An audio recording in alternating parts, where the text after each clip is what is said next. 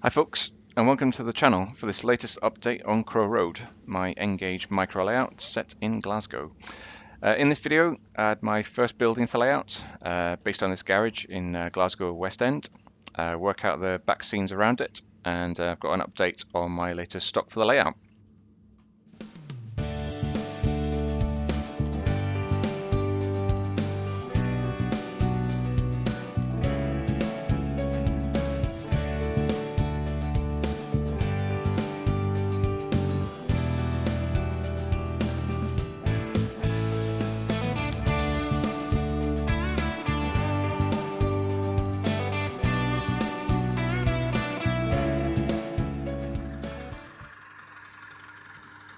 In the last video, you'll have seen I added the Clarence Drive bridge over one end of the layout, which also forms the entrance to Crow Road Station, using a modified Scale Scenes bridge kit.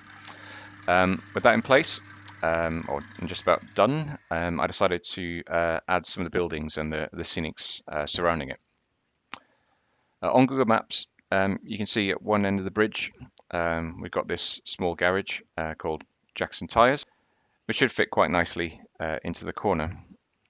Using Google's measuring tool, I got an idea of the dimensions of the garage, and then using that information, drew up an outline of the buildings in Inkscape.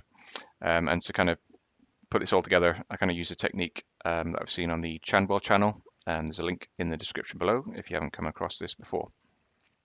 To kind of summarize basically what I did, so you kind of create the shapes for the basic structure, which you then use to mark out where you're going to cut the different bits of card to give you the basic structure. And then I also printed wraps for the buildings, which are slightly larger than the basic structure. So what that enables you to do is to wrap around the edge of the card so you don't end up having any card showing at the edges.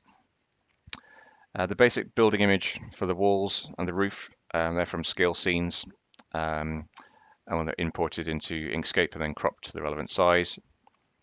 I also took some screenshots from Google Maps, which I then used to create the signs as sort of typing them in using Inkscape. They didn't look terribly realistic, so using the the sort of screen grabs, I think it looks quite good. And then it was simply a case of sort of gluing it all together using some PVA glue, and this is the result.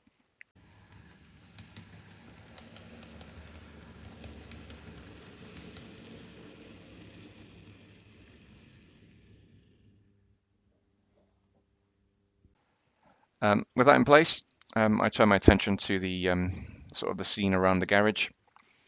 The view along the roads was quite an easy screen grab. That was just straight from Google Maps, and after a bit of faffing around scaling the print to fit the end of the road, I think it looks quite good.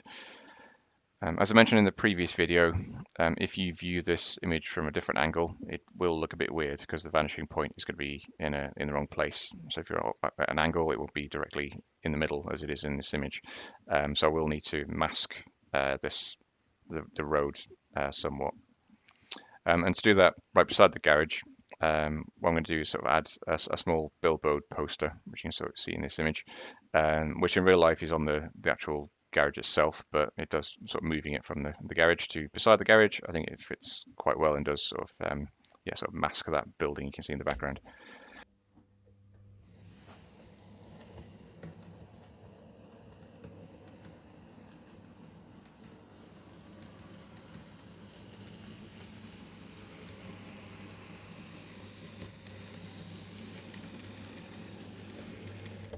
And for the scene along the track, sort of behind the bridge, I had to think about what I was going to do.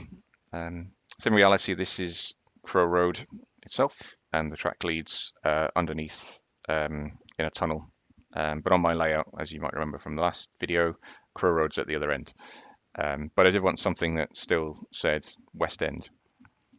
After doing a bit of research on Google Maps, I came across this image here, which is the back of some flats in Partick, not that far from Crow Road actually. Zooming in on the flats at the end, you get quite a good image for what might work in the sort of near distance, because I wanted to again kind of give not Crow Road, but kind of give the feel of Crow Road. The real image is a bit too short to cover the whole image. So what I did was I used Paint 3D to kind of cut out the flats themselves and then make a duplicate to kind of cover the whole of the bridge, and I think it looks quite good. And then what I think I'm going to do is kind of blend the back scene with the fore scene. It's kind of yeah, sort of probably put like a little tree or something at the side, but I'm quite decided yet. Maybe doing an autumn thing, not quite sure.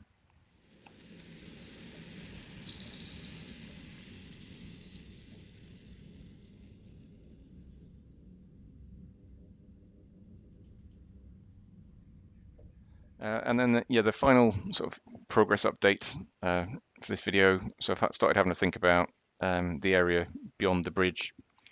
Immediately beside the bridge, I've added a retaining wall, which will then lead to a sloping area down to the track, as in the prototype, and you can see in this old image. Right beside the bridge, in reality, there are two sets of houses, which are kind of angled slightly to the track and the back scene. And I tried sort of having them at an angle just to see how it looked. And I think this is going to look a bit weird if I do that, because what's going to happen is that the roof is going to have to blend into the background, which I'm going to try, I think, but I think it is going to look a bit weird. So at the moment, I'm thinking I'm probably going to have them parallel to the back scene rather than an angle, but I'll see. And then beside those houses, there's a set of terraced houses, which I had planned to have in low relief, or at least have the gardens as the low relief and then the building's image. But I don't think I've got the space to do either. So what I'm thinking at the moment is I'll use something like this house back scene that I bought from another layout, which with some trees and bushes in front, which is probably quite likely rather than the nice grassy slope that there was back in the day. I think that should look quite good, kind of be reasonably authentic to yeah, to what the scene might be.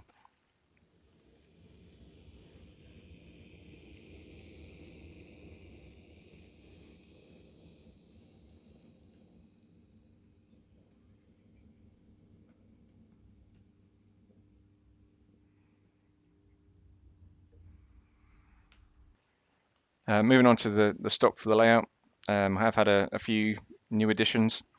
One you might have seen in a previous video that I forgot to talk about was this Green Farish ScotRail Class 170 Turbo Star. This isn't something that you would typically find running around the suburbs of Glasgow. They normally run up to Inverness or Aberdeen, up that way. But I used to catch these trains quite a lot, so I thought I'd have one because maybe there's a diversion from Queen Street or something like that. But yeah, had to have one. And as you might have seen on Facebook, I've had this nice Network Rail DBSO delivered from Ox Models. Again, link in the description if you want to find out more. Which brings up the number of test trains, or the number of coaches in the test train, up to 3 now. So just need 1 or 2 more now, I think, to make it realistic. I should probably work out what it's actually testing as well, rather than just having some coaches. And yeah, that's where I'm up to. So yeah, if you let me know what you think in the comment section below. I hope you've enjoyed this latest update, and I'll see you all next time.